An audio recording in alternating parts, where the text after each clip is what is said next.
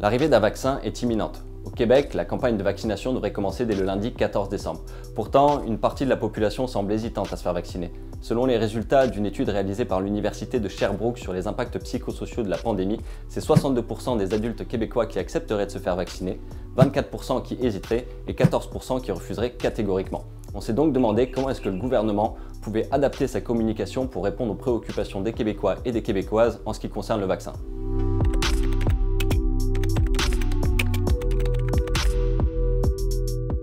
Je pense que c'est très important d'être transparent.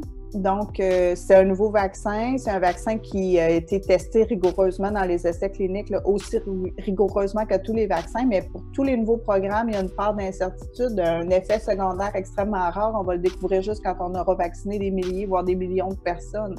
Donc, je pense qu'il faut être clair sur les données que l'on a, les données que l'on n'a pas, ce qu'on fait pour compléter l'information.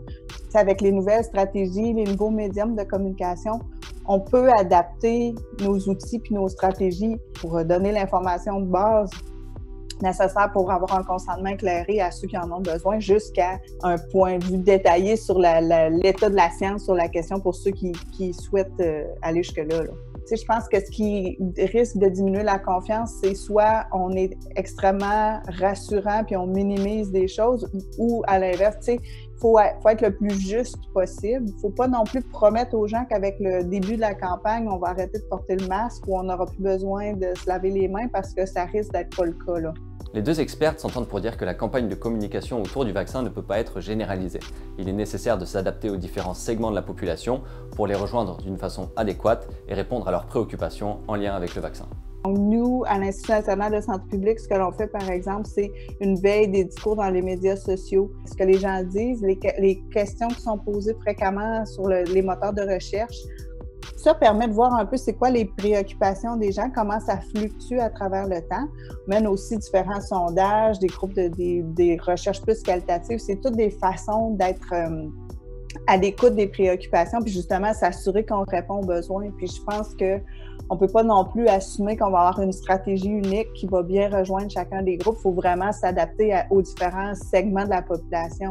Lorsqu'on veut faire, on va appeler ça du marketing social. Donc, lorsqu'on veut vendre une idée santé à une population, on doit la segmenter. Donc, on doit se dire, est-ce que toute la population a besoin de la même forme de marketing? Bien, certainement pas. On doit adapter autant les canaux qu'on va utiliser, la nature des messages et peut-être même le porte-parole, parce qu'on voit clairement dans notre étude là, qu'il y a un écart qui se creuse entre les 18-24 ans et je dirais par exemple l'autre extrême, là, les 50 ans et plus par exemple. Vraiment, on est dans deux mondes différents, en ce sens qu'autant les jeunes sont plus enclins à l'anxiété et la dépression, ils sont moins enclins à se faire vacciner, alors qu'en contrepartie, nos personnes âgées sont presque toutes prêtes à recevoir le vaccin, se portent quand même mieux au niveau de l'anxiété et dépression et trouvent les consignes beaucoup plus claires. Donc, il y a clairement là, quelque chose au niveau des messages à ajuster. Quand on parle de campagne de communication, il y a généralement un émetteur, dans ce cas le gouvernement, et un récepteur, ici la population. Mais pour ce vaccin, les deux expertes estiment qu'il est important d'ouvrir le dialogue, et il faut pour cela des personnes relais. Ouvrir le dialogue, pour moi, le dialogue, ça veut dire que ça va dans les deux sens. Ça veut dire qu'on ne fait pas juste livrer un message, mais on est aussi à l'écoute, d'impliquer davantage les médecins et autres professionnels de la santé, les pharmaciens aussi communautaires. On est dans une posture de dialogue où nous avons une compréhension, vous avez une compréhension. On va juste se mettre à jour. Moi, je vais comprendre ce qui vous achale et je vais peut-être pouvoir répondre à certaines de vos questions. Et si après ça, vous faites un consentement qui est plus éclairé et que ça vous amène à refuser le vaccin, bien, au moins on sera certain que vous le faites pour les bonnes raisons. Et si après ça vous décidez d'y adhérer, ben faites tant mieux pour toute la société. Ce qui est gagnant aujourd'hui, c'est utiliser des relais du message. Donc, si c'est parfois ça vient de quelqu'un en qui tu as confiance, quelqu'un que tu connais, c'est pas le gouvernement, c'est ton voisin qui s'avère être aussi médecin, c'est beaucoup plus puissant puis ça va être beaucoup plus influent sur ta décision que un pamphlet ou une pub à la télé, par exemple.